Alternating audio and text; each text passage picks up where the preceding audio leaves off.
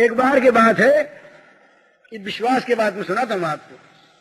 कृष्णकांत मालवी, ये मालवी जी के भतीजे, ये इलाहाबाद जेल में थे, राजनीतिक कारणों से जेल से ट्रांसफर होकर ये बस्ती जा रहे। तो मेरा इनके पास तार आया कि हम ट्रांसफर होकर बस्ती जा रहे हैं, हमारे लिए खाने का सामान आप रेल पर भेज दीजिए। मेरे पास तार आया। तो क्या हुआ कि तार आया प्रेस में। अब तो हमारे प्रेस से और बगीचे में टेलीफोन है। अब वहां पर सवारी मिलती, उस समय मैं था, इस बगीचे में नहीं था, गोरखनाथ से पर दूसरा बगीचा वहां रहता था, वहां न सवारी मिले न टेलीफोन। प्रेस वालों ने क्या भूल की कि तार को पढ़ करके मेरे पास भेज दिया। उनको चाहिए था कि वे व्यवस्था करके भेज देते। अब गाड़ी आने में कुल 15 मिनट की देर, और मेरे पास तार लेके आदमी आया। तो मुझे प्रेस वालों पर बड़ा गुस्सा आया। अपने मन की बात कहता हूं कि ऐसे बेसमझ हैं कि मेरे पास तार भेज दिया। अरे मेरे पास क्या कोई बड़ी चीज रखी है, और कोई सवारी नहीं, मेरे पास सामान नहीं, बना हुआ गाड़ी आ रही है। तो इतने में देखता हूं, इतने में मैंने कोई प्रार्थना वार्थना नहीं की, इतने में देखता हूं कि 2 इक्के आए, और 2 इक्कों पर मिठाई, पूड़ी, साग, फल सब भरे हुए। और ये कहा कि बाबू बिंदेश्वरी प्रसाद जी के यहाँ कोई आज प्रसाद था या क्या था, तो उन्होंने भेजा है। वही इक्के और वही सामान जो का तो मैंने आदमी साथ देके भेज दिया स्टेशन। गाड़ी 20 मिनट लेट आई, और कृष्णकांत जी अकेले नहीं थे, वो 16 आदमी थे। 16 आदमियों ने मजे में खा लिया, टाइम पर पहुंच गए। अब ये किसने भिजवाया बताइए? मेरे मन की कल्पना नहीं थी, मेरे मन की कल्पना नहीं थी, मैंने मन में सोचा नहीं था। अगर वो 1 घंटे बाद आता इक्का तो काम नहीं आता, और पहले आ गया होता उसे हम बरसा देते तो काम नहीं आता। इक्के पर आया, साथ लेकर के आया, और गाड़ी लेट हो गई, सबने खा लिया। ये मेरे कहने का मतलब ये कि हम लोग जो है ना, ये अविश्वासी हैं। हमें जो मिलना है और हमें जो मिलना चाहिए उसकी व्यवस्था हमारे लिए पहले से पहले हुई रखी है। इसीलिए तो सकाम कर्म करने वाले मूर्ख होते हैं। अरे जो मिलना है, जैसे दुख अपने आप आता है वैसे सुख भी अपने आप आता है, और उसकी व्यवस्था पहले से पहले हुई रखी है। उन्हीं मुलर साहब ने ये बात लिखी, वो ठीक ऐसी बात है, इसी तरह की भोजन की। मुलर साहब के अनाथ आश्रम में 250 अनाथ, और एक दिन उनके पास अनाज नहीं, रसोई नहीं बनी। तो 10 बजे घंटी बजती थी अनाथों के लिए, आखिरी 10 बजे आके सब बैठ जाते खाने को। पहली घंटी बजी थी 9:45 में। तो रसोईया आया, उसने कहा कि आज तो कुछ बना बनाया है नहीं, हम क्या करें? तो मुलर ने कहा घंटी बजा दो। रसोइये के मन में आया घंटी बजा दे, खाएंगे क्या? घंटी बजा दी। जब 5 मिनट कम रहे तो दूसरी घंटी बजती थी। तब फिर आया, बोले अब क्या करूं, अब तो 5 मिनट बाकी है। बोले बजाओ घंटी। घंटी बज गई। अब आखिरी घंटी बज गई 10 बजे। 10 बजे वो फिर आया, अब क्या करूं? तो कहा पूछते क्या हो, घंटी बजाओ। उसने सोचा कि कैसी इस साहब का मन दिमाग खराब हो गया है कि ये घंटी बजा दूंगा मैं, और तमाम वो अनाथ विद्यार्थी 250 आके बैठ जाएंगे, उसको उनको मैं परोसूंगा क्या? बस घंटी बजी, उसने जुजला के बजाई। बोले आज देखना मुलर साहब को, इनको क्या खाने को देंगे। घंटी बजी, अनाथ आके बैठे, और गाड़ियों पर सामान आ गया। उसने ये बताया कि अमुक होटल में पार्टी थी आज, वो पार्टी किसी कारण से नहीं हुई। तो हमारे मालिक ने ये कहा कि भाई 10 बजे से पहले ले जाओ, वहां पर तो काम आ जाए। तो सारा सामान हम लेकर के आए हैं।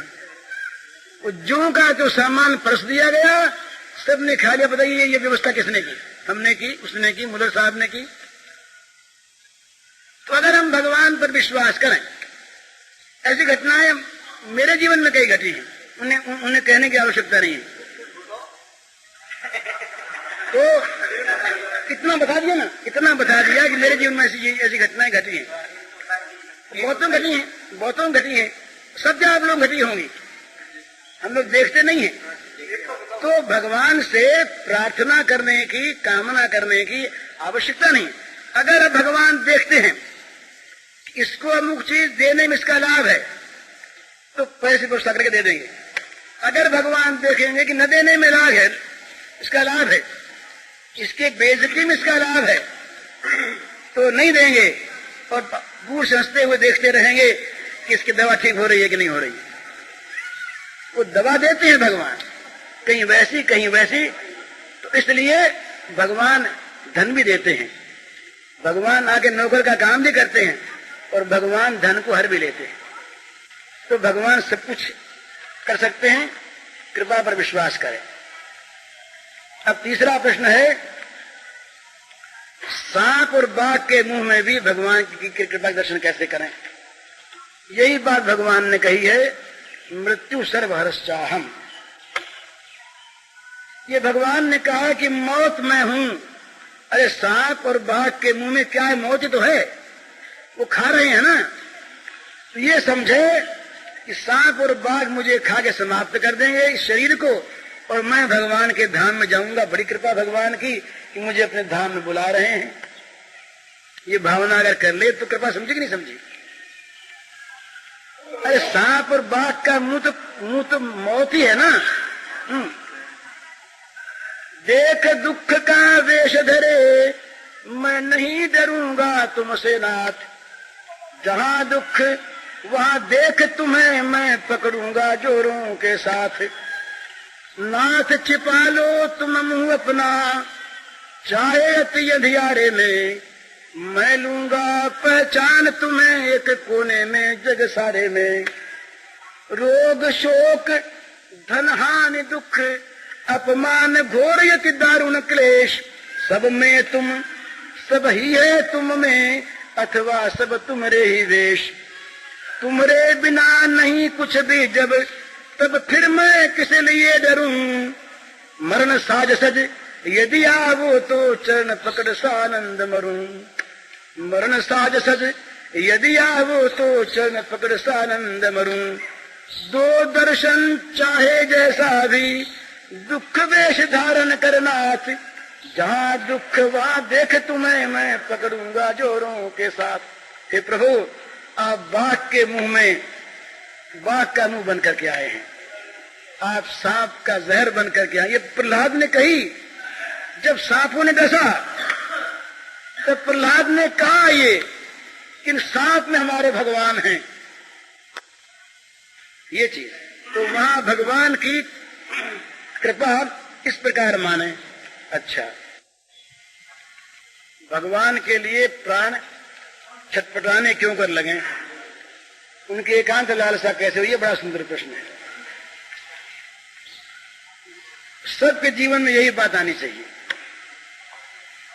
ये बात अगर आपके मन में ठीक प्रकट हो गई है तो आप बड़े भाग्यवान हैं। भगवान के लिए प्राणों में छटपटाहट कैसे पैदा हो और भगवान के लिए एकांत लालसा कैसे हो, ये प्रश्न ही भगवत कृपा के सूचक है। अगर सच्ची बात है तो हमारे तो मनों में ये प्रश्न आता नहीं। हम तो ये प्रश्न रात दिन देखते हैं और मानते हैं, करते हैं कि ये भगवान कैसे हमारे संसार में हमारा काम तुम पूरा कर दिया करो, हमारा योगक्षेम खूब निभे, किस प्रकार से हमें जगत में सुख मिले, किस प्रकार से जगत की वस्तुएं हमारे पास रहें, किस प्रकार से और आ जाएं और बढ़ जाएं और मिल जाएं। हम तो यही चाह करते हैं। तो ये प्रश्न अगर उत्पन्न किसी के मन में हो जाए और वो अगर इस बात में संलग्न हो जाए कि मेरे प्राण है भगवान कब छटपटाएंगे आपको मिलने के लिए, ये साधन है, तो भगवान क्या करेंगे? भगवान देखेंगे, थोड़ा सा देखेंगे कि भाई ये जो लिखता है, कहता है, ये छटपटाहट ठीक चाहता है क्या? मन में ये बीमारी चाहता है क्या? ये बीमारी है। भगवान के अमिलन का जो ताप है, भगवान के न मिलने की जो वेदना है, ये वेदना सबसे बड़ी वेदना है, और ये वेदना जिसके हृदय में जागृत हो जाती है वो महान भाग्यवान है। ये हमारे बल्लभ संप्रदाय के महात्मा लोग तो कहते हैं कि भगवान से मिलने के लिए ताप की आवश्यकता है। जब तक हृदय में ताप नहीं होगा, भगवान के न मिलने की दुख की आग जल न उठेगी, और वो आग भगवान के मिलन की आग जब हृदय की सारी कामनाओं को, वासनाओं को, बाहरी सारी ममताओं को फूंक न डालेगी, तब तक भगवान नहीं मिलते। सच्ची बात है। सारी कामना वासना, सारा ममत्व, ये भगवान को मिलने की कामना अगर खा जाए, ये आग लग जाए, और ये आग अगर सबको स्वाहा कर दे। उस दिन मैंने कहा था कड़ी चीज तो है, भगवान का प्रेम उन्हीं को प्राप्त होता है कि जो सब कुछ जलाकर उसकी खाक को अंग में रमाकर उस खाक पर नाचा करते हैं, उनको भगवान का प्रेम मिलता है। तो जलाना नहीं पड़ता कुछ भी, जो अपनापन जो स्पर्श है उसको जला देना पड़ता है। ये जो ये मेरा, ये मेरा, ये मेरा, इस मेरे में आग लग जाती है, फिर मेरा न कोई रहे और न मेरा बनाने की चाह रहे। हम लोगों की तो ये बात है, हम लोग सारे जगत को खा करके भी फिर भी चाहते हैं और मिल जाए, और मिल जाए। महाशनो महापापमा देवम, भगवान ने कहा ये जो कामना है ये महाशन है, इसको खाते खाते इसका कभी पेट भरता ही नहीं। इसलिए ये चाह आपकी बड़ी उत्तम है, और ये चाह अगर है तो भगवान इस चाह को पूरी करने के लिए बाध्य है। बात सेठों ने विशेषता से सुनाई है। शाम की वक्त में 5 बजे मैं ये बात कहता हूँ, कई बार कही है कि ये जो आज नाम जप हो रहा है, कीर्तन हो रहा है, एक आनंद हो रहा है, गंगा जी के किनारे महीना महीना रहना हो जाता है, सिवाय शेर जी के और कोई बताओ आप कारण। इसके साथ फिर दूसरे साथियों मिल गए और भी, परंतु खास बात ये शेर जी है। तो ये मूल में शेर जी है। मेरे को भी रखा है तो शेर जी ने रखा है, नहीं तो मैं ही रहने वाला नहीं था।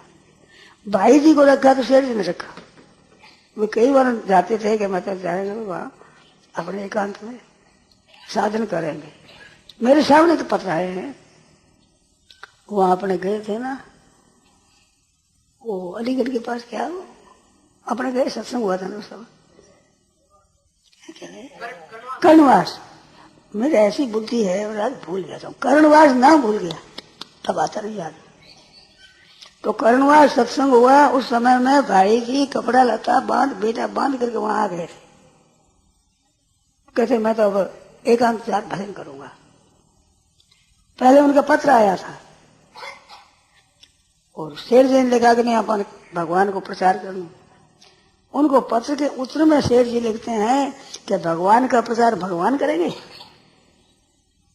भगवान के प्रचार करने का भक्त का काम है, भगवान का काम नहीं है। इस वास्ते आपको हमारे पूछ में लगना चाहिए जैसे भक्ति का प्रचार हो।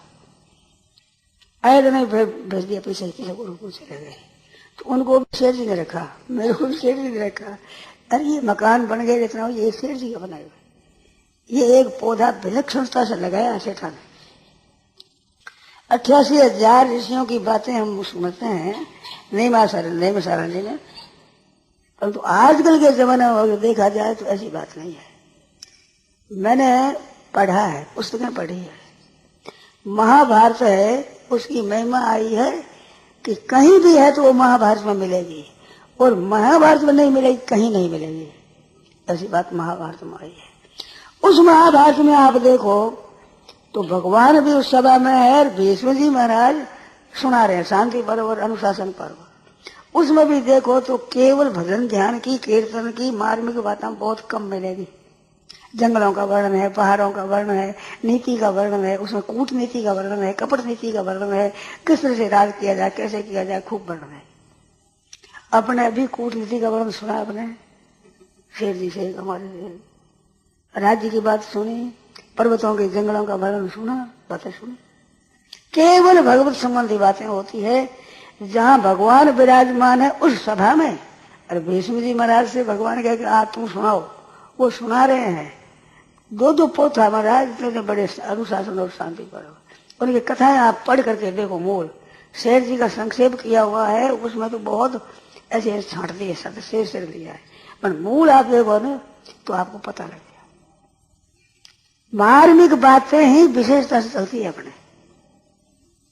जिसमें लोग ये तो कह देते हैं कि हम लोग सब समझते नहीं, पर ये नहीं कह सकते कि फालतू बातें होती है, कोई नहीं कह सकता।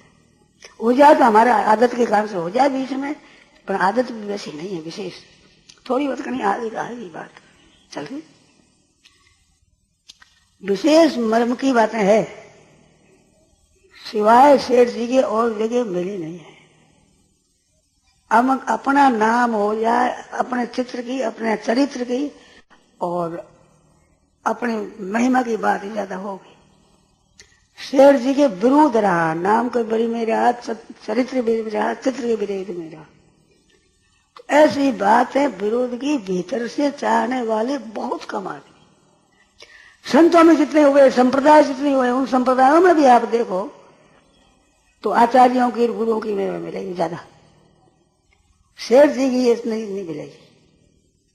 शेर जी के तो भगवान को मानो, भगवान में चलो, सब किस तरह से भगवान में लग जाए, केवल इसी बात को लेकर के गीता प्रेस खोला। ये जैसे सस्ते से सस्ते दामों में लोगों को सरल से सरल बड़ी गहरी बातों का साहित्य मिल जाए, घरे बैठे भी सत्संग कर रही, इस बात को लेकर के गीता प्रेस खोला। गीता प्रेस और बात के लिए नहीं, केवल इस बात के लिए लोगों को अच्छी बातें मिल जाए। तो शेर जी तो मूल में है। मैं भी आप लोगों बैठा हूं यहाँ पर, तो ये बैठा हूं शेर जी घर में। शेर जी के रहते हुए भी मन में आई थी, उछल आया था कि चल रहे यहां से, ऐसी शेर जी के रहते हुए आई थी। और शेर जी के बाद में यहां रह जाऊं, ये विचार ही नहीं था, विचार ही नहीं था हमारा। एक बात सभा में कह दें, जरा थोड़ी कर ली तो है, आप क्षमा करेंगे सभी। पटवारी थे, मैं था, घनश्याम जी थे, एक तो और कोई एक दो आदमी थे। पटवारी जी को याद हो तो बता दो भाई, कौन है? मदन लाल चूड़ी वाला थे। और एक दो कोई अन्य याद नहीं है, पर ये थे, मदन लाल चूड़ी वाले थे, शेर थे, मैं था। तो शेर जी कभी कभी विनोद किया करते थे। तो उन्होंने एक विनोद में बात पूछी कि आप बताओ, मेरा शरीर रहे न रहे तो क्या करोगे, कैसा विचार है आपका? तो घनश्याम जी तो बोल उठे कि ऐसा होगा ही नहीं, आपका शरीर रहे चला जा रहा, हमारा शरीर रहे, ये होना ही नहीं है। ये तो तब हो ना गाँव शरीर जाने के बाद हम रहे, तो प्रश्न होता है। घनश्याम जी बात की और मेरे को पूछा क्या बात है, तो शेर जी क्या होगा और कहाँ जाऊंगा पता नहीं, पर इस समुदाय में तो नहीं रहूंगा। ये जो आपका समुदाय है ना, इसमें मैं नहीं रहूंगा, कि ये बात नहीं रख रहे हैं, नहीं रखेंगे। उसी वक्त क्या किया, ये बात नहीं रख रहे हैं, नहीं रखेंगे इस बात को। तो अब जो सेठा हूं, बात बैठा हूं, किस कारण में बैठा हूं, मेरे प्रतिकूलता कितनी आई है आपको पता नहीं है, बहुत प्रतिकूलता आई। इसका अर्थ नहीं है यहाँ आती है और जगह प्रतिकूलता नहीं आती, अनुकूलता सब जगह आएगी। जहां कहीं जाओ अनुकूलता मिलेगी, प्रतिकूलता भी मिलेगी। परंतु यहाँ टिका बैठा हूं केवल शेर जी के वचन से कि ये बात नहीं रखनी। उनको पूछो पटवारी जी को ये बात कही थी, क्या कही थी कि ये नहीं रखनी। शेर जी ने कहा ये बात नहीं रखनी, वो नहीं रखेंगे। तो कितनी आई बैठा हूं नहीं। तो ये सत्संग चल रहा है, उसे मूल में सेठ है। मैं भी सुनाता हूं, उसके मूल में सेठ है। शेर जी में बहुत विलक्षणता थी। उनके लेख देखे पहले पढ़े तो कल्याण में लेख आते थे, तो मैं इतना ही समझता था कि कल्याण में जैसे दूसरे लेखक है, संत महात्मा विद्वान पंडित, ऐसे एक ये भी लेखक है। गीता प्रेस से इनका संबंध बिल्कुल हमारे गंध नहीं थी। तो गीता प्रेस जैसी संस्था चलाना अरे पता ही नहीं लगे लोगों का कि मूल में कौन है, ये कहाँ मिलेगी चीज। तो शेर जी से ये बातें मिली। मैंने पुराने आचार्य हुए, श्री रामानुजाचार्य, वल्लभाचार्य, विष्णु स्वामी, कई आचार्य हुए चैतन्य महाप्रभु आदि, उनके ग्रंथ और ग्रंथ देखा मैंने, उनकी बातें हुई तो बड़े कल्याण करने वाले, उद्धार करने वाले, महान राजमार्ग बताने वाले ये महापुरुष हुए, आचार्य हुए। इनके मत के अनुसार चले तो कल्याण में कोई संदेह नहीं मानता हूं मैं। परंतु उनमें देखा तो एक एक विशेषता है। जैसे ज्ञान मार्ग की विशेषता श्री शंकराचार्य को मिलेगी, ऐसे आपको दूसरे आचार्यों में नहीं मिलेगी। भक्ति की क्यों मिलेगी रामानुजाचार्य मिलेगी बहुतता से, और चैतन्य महाप्रभु में बहुत विलक्षणता से मिलेगी, परंतु ज्ञान मार्ग नहीं मिलता। और योग मार्ग तो लुप्ति हो गया। गीता के उपदेश के समय भगवान कहते हैं एवं परंपरा प्राप्त विमो राजर्षयो विदु सकाले ने अमाता योगो नष्ट। उस समय ही लुप्त हो गया था, बहुत जानते नहीं थे। भगवान के समय भी 5000 से ऊपर वर्ष उसको हो गए, उस समय भी योग मार्ग लुप्त था। और आज भी कर्मयोग की बात आप कहीं सत्संग सुनो, कहीं पुस्तक पढ़ो, कहीं व्याख्यान सुनो, ज्ञान मार्ग की सुनो, भक्ति मार्ग की सुनो, मैं योग मार्ग की नहीं मिलेगी। कर्मयोग के तत्व को जानने वाले बहुत कम, ग्रंथ बहुत कम, ग्रंथों में नहीं मिलती। ऐसी बातें इस सत्संग में मिलती है। कौन सा? शेर जी का। मेरा नहीं कहता हूं मैं, मेरी व्यक्तिगत, मैंने तो शेर जी से सीखा है। मैं यहां आया हूं सीखने के लिए, मैं वक्ता बनने के लिए नहीं आया था। तो शेर जी ने कहा सुनाओ, तो शेर जी ये जवाब दिया कि मैं सुनाने से तृप्त हो गया हूं, सुनाने से तृप्त हो गया हूं, धाप गया हूं। कथा सुनाई है, सप्ताह सुनाई है, गाना बजाना सुनाया है, जागरण किए हैं, मैंने अकेले नहीं, एक पेटी देख मैं जागरण पूरा सारी रात। तो ये चीजें सुनाने से मैं तृप्त हुआ हूं, सुनाने की मेरी भूख नहीं है। शेर जी को ये जवाब दिया। शेर जी नहीं सुनाओ, ये भी साधन है, तो सुनाएंगे। ये सुनाने की प्रवृत्ति शेर जी के कारण से ही हुई है, नहीं तो मैं तो उपराम हो गया था सुनाने से। मैं नहीं सुना दिया, पद भी सुना दिए, व्याख्यान भी सुना दिया, कथाएं भी सुना दी, सब कुछ कर दिया। अब तो केवल साधन करने के मन में है, इसी को लेकर आया हूं सेठ। कई बार कहा सेठ जी नहीं सुनाओ, मैंने शेर जी ने कहा सेठ जी मैं सुनाने का अधिकारी नहीं हूं, बातें वही सुना सकता है जिसको अनुभव हो। मैं जानता नहीं होता, पुस्तकों के द्वारा जानता हूं, परंतु वास्तव में अनुभव की बात है वो विलक्षण है। तो उसके हुए बिना, चौथे पर चीने बिना गुरु बनो मत कोई। जब तक उस तत्व को न जान जाए तब तक उसको गुरु बनने का अधिकारी नहीं है। तो सुनाना एक तरह से गुरु बनना है। मैंने कहा शेर जी मैं अधिकारी नहीं हूँ, अधिकारी नहीं रहता। शेर जी ने बात विलक्षण कही कि जो अधिकारी नहीं मानता वही अधिकारी है, और जो अधिकारी मानता है वो अधिकारी नहीं है। मेरी दृष्टि नहीं कि मैं व्याख्यान दूं, मैं सुनाऊं, करूं ऐसा। पढ़ाना मैंने किया है, पढ़ा भी हूं और पढ़ाया भी है, और सुना भी है, सुनाया भी है, सुना भी है। ये मेरे किए हुए काम है, देखे हुए है। और कई बातें देखी मैंने, ज्यादा इतनी बड़ी उम्र नहीं हुई, पर उस उम्र में मैंने कई बातें कर ली, देख लिया। अंत में यही बात साधन करना पसंद, ध्यान करना पड़े। और अब तक कोई ऐसा दिखा नहीं मेरे को कि जिनके पास जाकर मैं सीखूं। साधुओं ने विरोध किया कि साधु बनकर गृहस्थी के पीछे पड़े, पर मेरे ऐसी बात मिली नहीं। ये नहीं कहता हूं है नहीं, ध्यान देना, मेरे को नहीं मिली।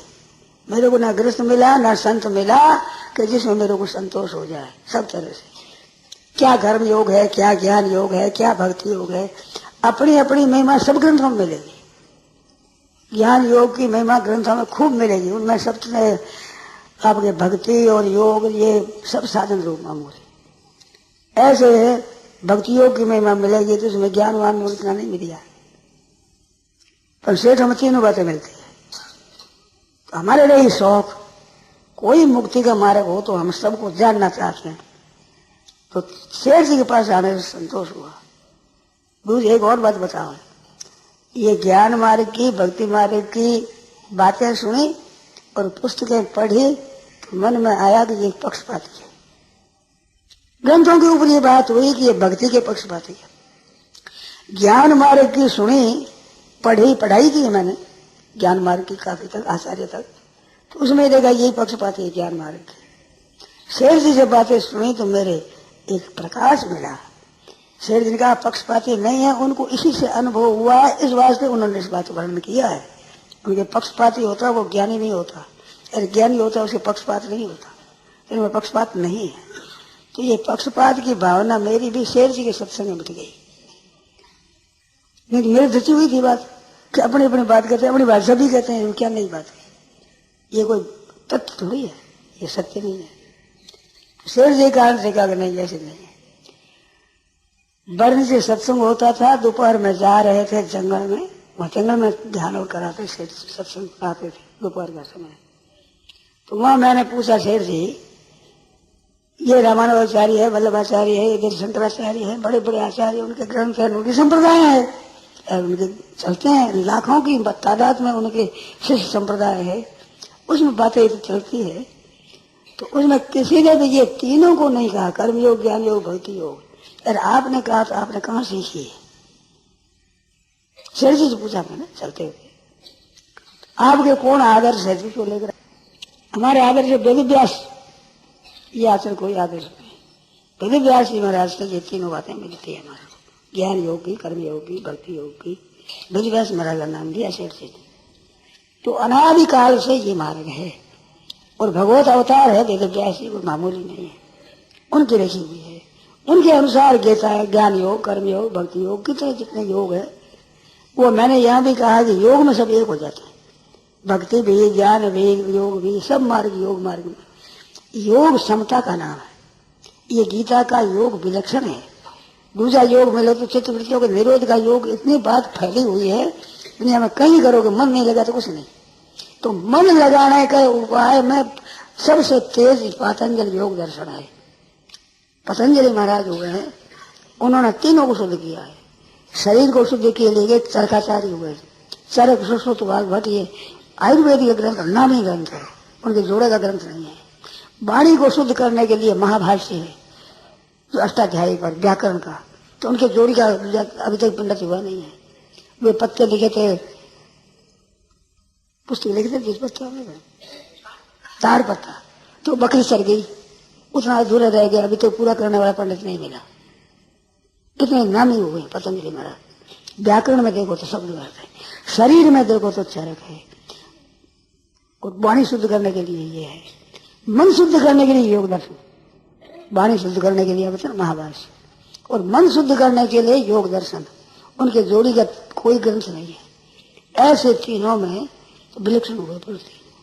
तो ये बात है, परंतु कर्मयोग में इतना विलक्षण विवेचन किसी ने किया नहीं, जैसा सेठ जी करते थे। इस वास्ते मैं कह देता हूँ कर्मयोग के आचार्य, लोगों को बुरी लगती है, भारी लगती है, क्या करता है बढ़िया की महिमा करता। मैं बढ़िया की महिमा नहीं करता हूँ। बढ़िया की महिमा वो करे जिसको धन की गरज हो। मैं ये नहीं कहता मेरे धन की गरज नहीं है, ये नहीं कहता हूँ मैं, पर धन के लिए मैं सेठ जी के पास नहीं आया। बेश है धन मिल जाएगा, बढ़िया में धन होता है पास में तो अपने मिल जाएगा, इस आशा से मैं नहीं आया। शेर जी में सब बातें थी, इनके सिवा और विलक्षण बातें थी। हमारे संत थे श्री चौकसीराम जी महाराज, बीकानेर में चौकसीराम जी महाराज वैद्य, नामी वैद्य हुए हैं। गंगा सिंह जी ने कहा कि हमारे राज्य में ऐसे ऐसे वैद्य है, बहुत चतुर राजा हुए गंगा सिंह जी, ऐसे वैद्य थे। वे आए यहाँ सत्संग में, तो उन्होंने बात कही कि मैंने जहाँ आध्यात्मिक मार्ग में ऊंचे देखे तो व्यवहार में उतरे नहीं, और व्यवहार में कुशल है तो अध्यात्म मार्ग में नहीं। मैं सीट हम सिर्फ बात है, व्यवहार भी कुशल, और ज्ञान मार्ग, भक्ति मार्ग, योग मार्ग, ये देख लो। और व्यवहार में कई पंचायती हैं जो बड़े बड़े बैरिस्टर, वकील उसमें जोर लगा लेते हैं, साथ वो सेठ जी ने किया है। ऐसे जाके कई फैसला लिखा है उन्होंने उन विराहों में, तो आप देखो तो ऐसे बड़े बड़े वकील नहीं दिखा सकते, इस लगा कर चक्रा पूरा कर दिया, नहीं तो आपस में सिर फूटे और राज भी झड़ता रहे, ऐसे आदमी की लड़ाई मिटाई है। तो व्यवहार में भी इतना कुशल और परमात्मा में इतना बड़े, ऐसा नहीं देखा। ये 100 श्लोक महाराज ने कहा। जहां कहीं देखा है मैंने, संत महात्मा बहुत ऊंचे दर्जे गए, पर व्यवहार में इतना कुशल नहीं। इसको किसी ने देख लो, सेठ में एक दक्षिण था, ऐसी बातें थी सेठ में, अलौकिक बातें थी। तो उनके ऐसे वे ग्रंथ हैं, उनके लिखे टीका जी है, बहुत विचित्र ग्रंथ। तो उनसे मैंने शिक्षा पाई सेठ जी से।